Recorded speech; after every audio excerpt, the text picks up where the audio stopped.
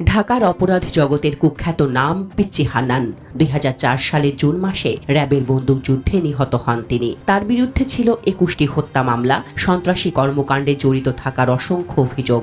ঢাকার এই কুখ্যাত সন্ত্রাসী বিপুল পরিমাণ অর্থের মালিক ছিলেন, কিন্তু সময়ের পরিক্রমায় এখন তার পরিচয় দেন না আপন ভাইয়েরা, কবর দেখতেও যান না স্ত্রী সন্তানরা। একমাত্র মা আয়েশা বেগম আজও তার ছেলের নাম শুনলেই ভেঙে পড়েন কান্নায়। একসময় পিচ্চি হান্নানের জানাশোনা ছিল অনেকের সঙ্গে, আশেপাশেও ছিলেন অনেকে। এখন মা, দুই বোন, ভগ্নিপতি, ভাগ্নে ভাগ্নি ছাড়া আপন ভাইয়েরাও তার পরিচয় দিতে চান না। মা বোনদের সঙ্গেও কোনো যোগাযোগ রাখেন না তার দুই স্ত্রী সন্তানেরা। চাঁদপুরের ফরিদগঞ্জ উপজেলার প্রত্যন্ত গ্রাম সন্তোষপুরে ভাঙাচোরা সড়ক পেরিয়ে পৌঁছালে দেখা যায় বিশাল বাড়ি, যার এক কোণে থাকেন হান্নানের মা আয়েশা বেগম। সাংবাদিকরা বা অপরিচিত কেউ তার খোঁজ নিতে এলে মা শুধু কান্না করেন, কোনো কথা বলেন না। জানা যায় মায়ের রুমে হান্নানের 2টা ছবি ছিল, কিন্তু হান্নানের মারা যাওয়ার পর পুলিশ ছবিগুলো নিয়ে গেছে।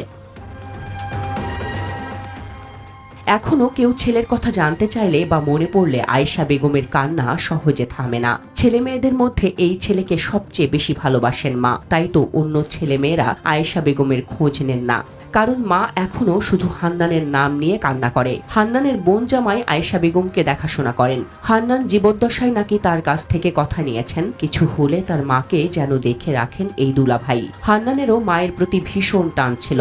একবার মায়ের অসুস্থতার খবর শুনে আইন শৃঙ্খলা রক্ষাকারী বাহিনীর নজর এড়িয়ে চাঁদপুর হাসপাতালে ছুটে এসেছিলেন হান্নান। সেটাই ছিল মা ছেলের শেষ দেখা। হান্নানের মৃত্যুর খবর গোপন রাখতে তার লাশ গ্রামে আসার আগেই আয়েশা বেগমকে পাঠিয়ে দেওয়া হয় বড় মেয়ে বুলি আক্তারের শ্বশুরবাড়ি একলাশপুর গ্রামে।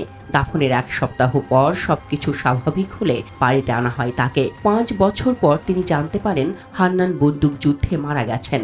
এরপর থেকে তার অসুস্থতা বাড়তে থাকে। বেশিরভাগ সময় কাটে জায়নামাজে। মাঝে মাঝে সবার চোখ ফাঁকি দিয়ে চলে যান 2টি ক্ষেত পেরিয়ে পারিবারিক কবরস্থানে, বসে থাকেন ছেলের কবরের পাশে।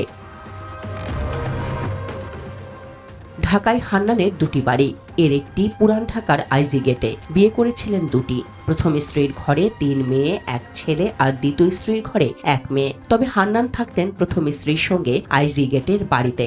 তিনি বেঁচে থাকতে আত্মীয় স্বজন ওই বাড়িতেই যেত। এখনো প্রথম স্ত্রী ওই বাড়িতেই থাকেন, তবে দ্বিতীয় স্ত্রীর কোনো খোঁজ জানেন না কেউই। যেদিন হান্নানের লাশ গ্রামে আনা হয়েছিল সেদিন 2 স্ত্রী তাদের সন্তান নিয়ে এসেছিলেন। বড় ছেলে মেয়ে হান্নানের কবর দেখতে গ্রামে যায় না। আপন ভাইয়েরাও নিজের ভাইয়ের কোনো পরিচয় দেন না। কয়েক বছর আগে নাকি হঠাৎ বড় স্ত্রী গিয়েছিলেন কবর দেখতে। কিছুক্ষণ কবরের পাশে বসে থেকে চলে আসেন ঢাকা। ফিরোজপুর বাজারে ছিল হান্নানের বাবার কাঁচামাল ও মুদির দোকান। ঢাকায় আসার আগে যেখানে হান্নানও বসতেন। বাজারের লোকজন জানান, ঢাকা সহ সারা দেশের মানুষ হান্নানকে দুর্ধর্ষ সন্ত্রাসী হিসেবে জানলেও গ্রামে তিনি ছিলেন সহজ সরল সদালাপি। টেলিভিশন পত্রিকায় শীর্ষ সন্ত্রাসী হিসেবে তার নাম দেখে তাদের বিশ্বাসী হতো না। এলাকায় কোনো খারাপ কাজে জড়িত ছিলেন না তিনি। ঈদে অসহায়দের কাপড় ও আর্থিক সহায়তা দিতেন। Desk report, Dhaka express.